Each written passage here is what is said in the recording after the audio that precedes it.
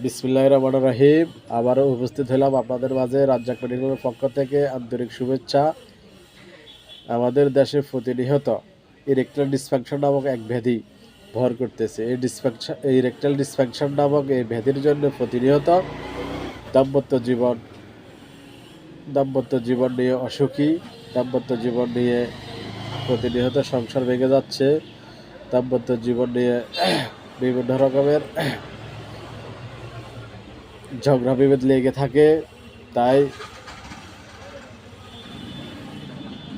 তাই এই বেদনাদায়ক জীবন থেকে মুক্তি পেতে বাজারে এলো ভিগোরেক্স 50 mg ট্যাবলেট, সাথে অক্সাক 10 mg, ইকেপ 400 mg।